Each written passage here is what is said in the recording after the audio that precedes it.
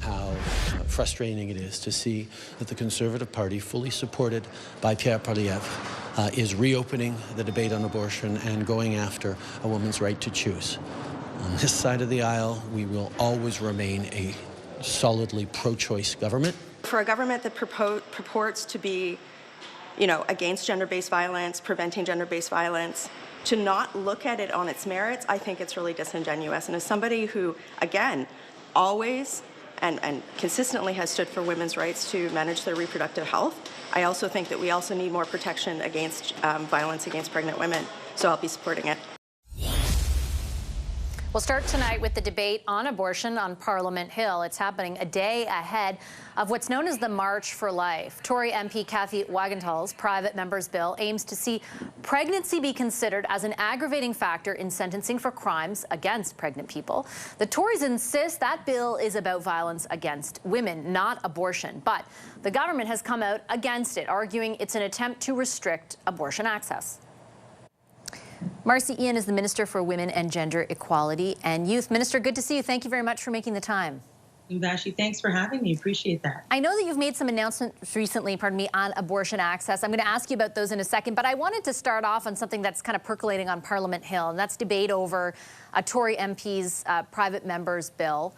She insists that it's not about reopening the abortion debate, but instead about, and I'll quote her here, Vassy Kapelos, getting the justice system to acknowledge the risk of physical violence faced by women when they're pregnant and that their attackers harm them for that reason. Why do you think it's something else? I want to be really clear about this, Vassy, that attacking a woman who is pregnant is already able to be considered assault, aggravated assault. That's not what this bill is, Vassy. I called it a trick by the Conservative Party that Pierre Poilievre is leading, and I stand by that. This is about separating a woman from a fetus. That's what this is. And that's what really, really leads us down the wrong path. And that is why I'm so adamant about this. I understood and heard what Ms. Wagenthal had to say. I understood and heard what Mr. Poilievre had to say. And I'm here to tell Canadians that that is not the case. This is very much a Trojan horse. So I certainly understand that concern as it relates to the 2016 iteration of her bill, right, which specifically also added a clause that would criminalize the, not just attacking a pregnant woman, for example, but injuring or causing death to the fetus.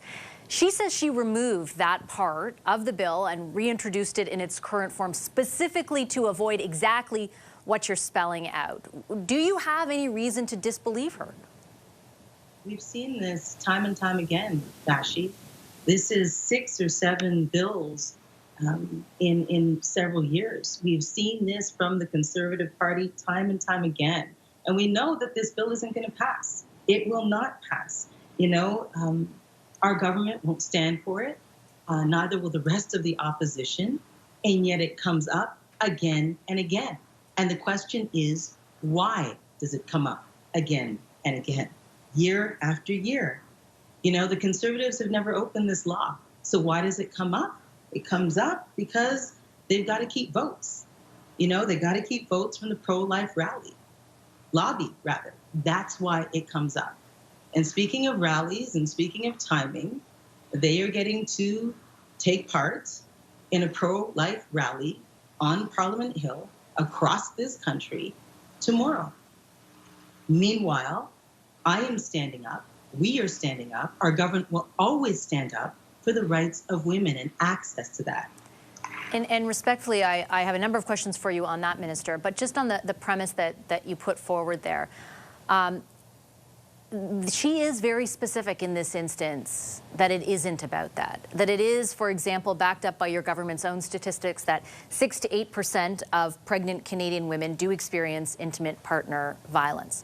She basically wants the idea that someone is pregnant in that instance to be part of the calculation and the justice system to reflect that. You really can't accept that in any way? No, the justice system already reflects that, Vassy. Increased sentences for abusers assaulting the pregnant already exists. This is not what this is about. It is not. It is not why the bill is here. It is not why Pierre Poilievre is saying what he's saying, and Kathy Wagenhall is saying what she is saying. The Conservative Party knows what this bill is about. We want to make sure that Canadians do as well.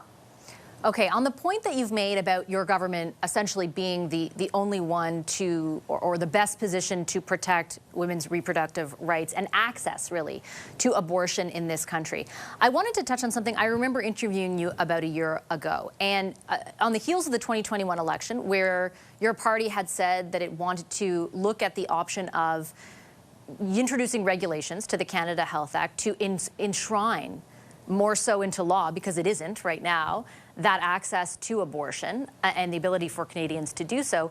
You haven't done anything to that effect since. It's been a year since you talked about it. It's been 2 years since, almost 2 years since the last federal election when you promised to do so. How can you kind of reconcile that and then at the same time tell Canadians that you are best positioned to protect Canadian women, to protect their reproductive rights? Actually, there is so much that we have done. And that was evidenced in, the continuing support for organizations that allow and support women who need access to an abortion. Yesterday, we had an announcement, $4.2 million to UBC CART, as well as Action Canada, to do the work that they're doing on the ground. The numbers speak for themselves, and I want to point out that there are real people behind those numbers, but 1 in 3 people who get pregnant in this country will seek access to an abortion. Farah Khan from Action Canada put some real faces behind those numbers yesterday. She says that her crisis lines have received 70% more calls. The support that we're providing help her to create almost a hub. There are doulas that are part of that hub. There are ways for women who need it to get transportation and financial assistance in that hub. There are therapists, there are counselors, crisis counselors on the phone because of that hub. And at UBC CART, they are specifically looking at underserved populations, Indigenous women, racialized women, women with disabilities. They're looking at urban and rural, women that do not have agencies or clinics in their areas, but are able to access abortion because they're facilitated through these organizations. We have done so much. The work didn't just start. It has been ongoing. Minister, with respect, though, that doesn't answer my question. You have positioned your government as the only one that will protect women's reproductive rights in this country. And in fact, you've accused the Conservatives of wanting to roll back those rights if they were to assume government.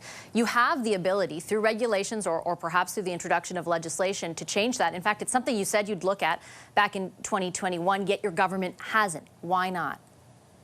We continue to keep all things on the table. But the point of the matter is, Vassy, that abortion is health care and it is protected under the Act.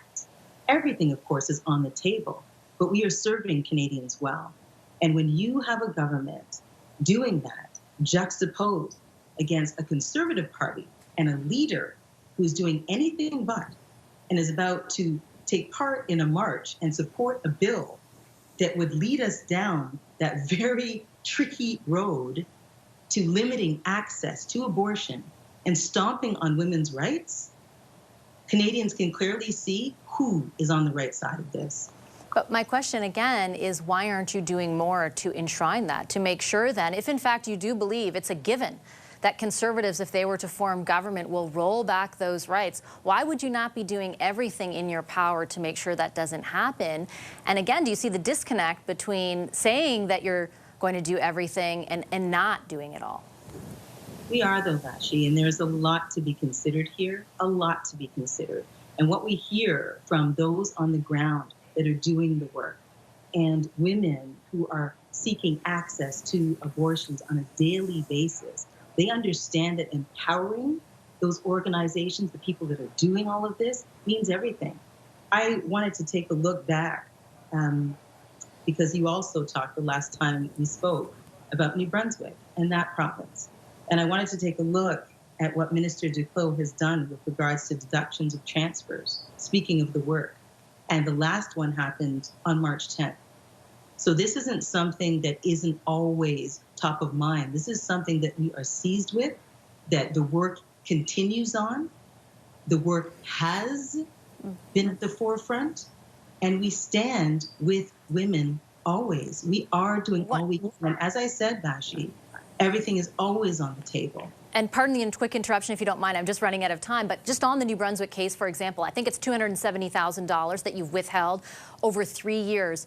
New Brunswick and the government there has not changed its posture. It's not all of a sudden said, we're going to let abortions happen in clinics. They're still limiting access. So even the tools that you're employing aren't affecting the change that you say only your government is positioned to affect. Actually, that's why the announcement yesterday and those like it are so important. Because the women that are in New Brunswick, whether the urban part or the rural part of it, through places like Action Canada, through the work that UBC CART is doing, can call a number, call a line, and get whatever they need, the transportation they need, connection to the organization that they need, the clinic they need, and get access to the abortion that they need. That's why that is so important.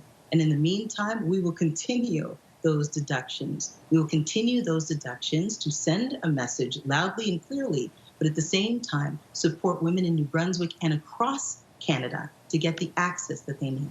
Minister, I'll leave it at that point. Thank you so much for your time this evening. Really appreciate it. Thanks so much. Good to be with you, Vassy.